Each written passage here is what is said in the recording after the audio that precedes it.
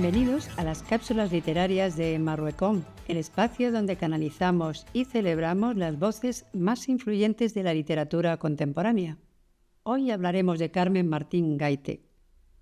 Esta escritora, nacida en Salamanca en diciembre de 1925, ha sido una destacada escritora española considerada como una de las figuras más importantes de las letras hispánicas del siglo XX.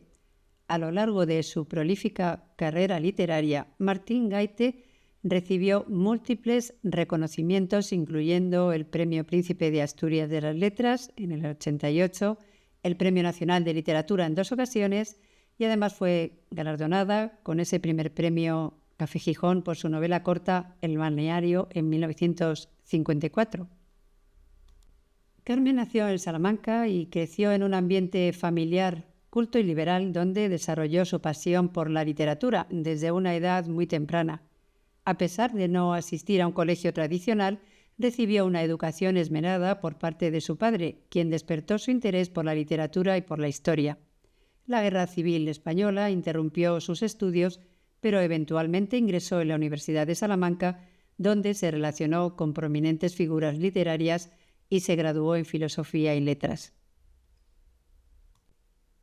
Tras finalizar su licenciatura, amplió sus estudios en el extranjero y se estableció en Madrid, donde se sumergió en el ambiente literario de la época y contrajo matrimonio con el escritor Rafael Sánchez Ferlosio. A lo largo de su vida, Martín Gaite exploró diversos géneros literarios, incluida la literatura juvenil, y realizó importantes contribuciones a la crítica literaria y a la traducción.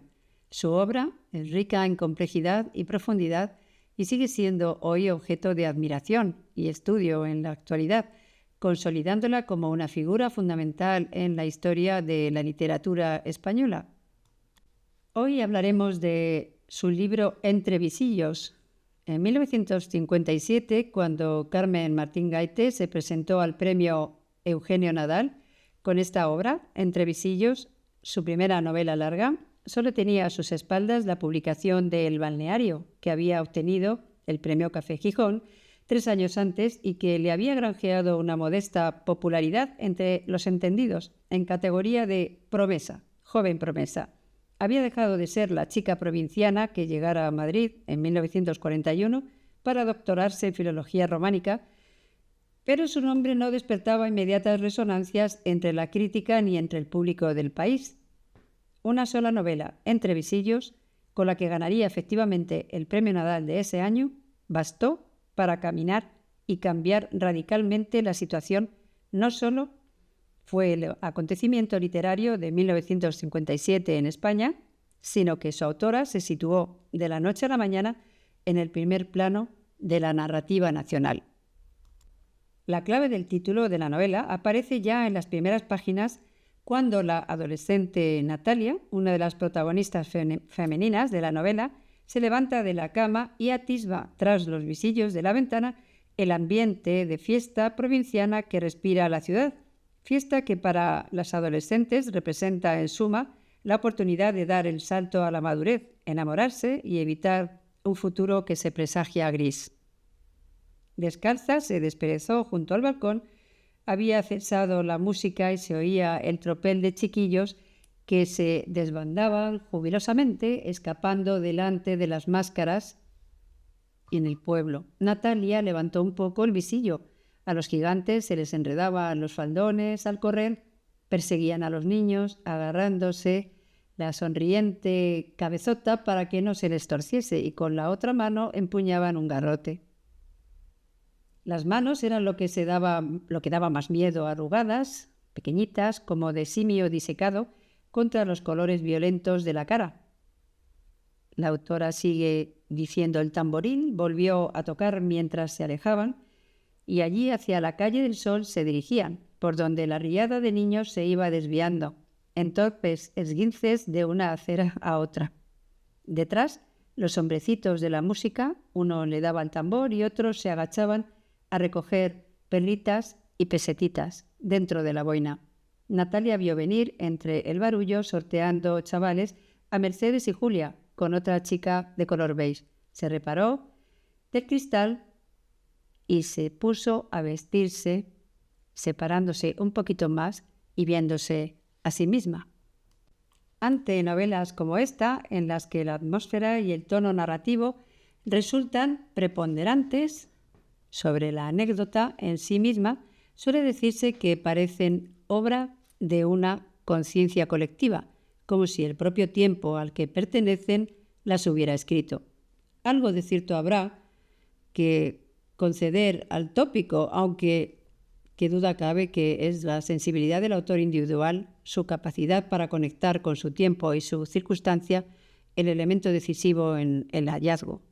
Pero también en este caso, una buena parte del éxito inmediato que acompañó a la publicación de Entre visillos tuvo que ver con ese olfato o intuición con que el narrador de Raza escribe lo que está en el aire, la España provinciana de la posguerra, con sus costumbres rígidas y sus frustraciones seculares, donde se vio reflejada en las páginas de esta novela y se identificó con ellas. La novela continúa y en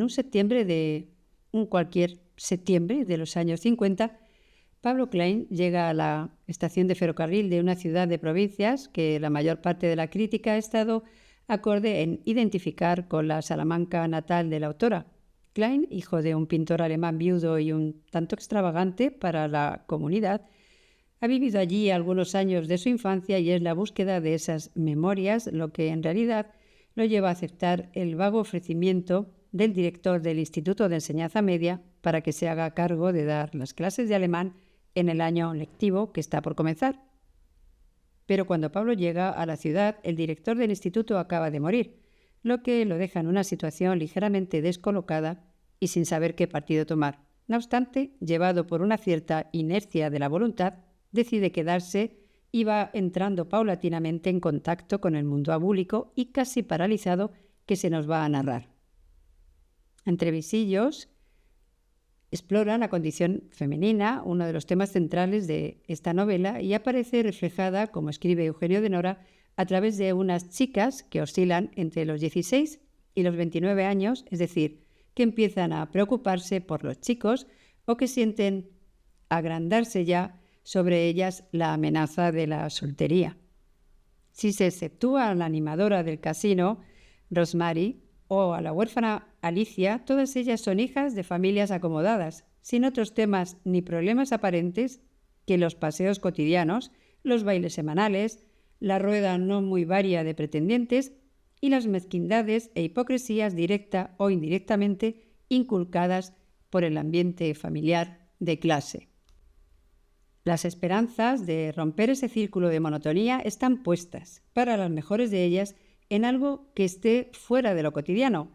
en Pablo el viajero, de quien de distinta manera se enamorarán la adolescente Natalia o Elvira,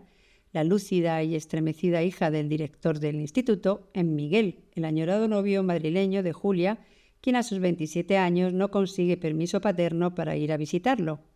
En una palabra, en un mundo que parece más real, menos poblado por los fantoches fatuos del casino, con quienes, sin embargo, se casarán, la mayoría de ellas, o les harán casar, para formar familias tan resentidas e incomunicadas como aquellas de las cuales provienen. Inscrita esta novela en el realismo social de su tiempo, Entre visillos ha resistido bien el paso de los años, como toda buena novela que trasciende el naturalismo, aunque se sirva de él, poco importa que la España que describe no se corresponda ya con las fechas concretas donde se desarrolla toda la trama. Un cuarto de siglo después, 50 años de siglo después, 70, la novela pervive, sus personajes siguen siendo convincentes. Es posible interesarse por sus dolores y sus expectativas, sus miedos, y todos juntos constituyen un lúcido testimonio que perdura a lo largo de la existencia de los lectores de la actualidad. Carmen Martín Gaité es una escritora cuya permanente evolución literaria ha quedado demostrada en cada una de sus obras, y desde Marruecom les invitamos a que profundicen en esta elección que vamos haciendo de cada obra, un autor y una obra, para que sirva de motivación para continuar leyendo.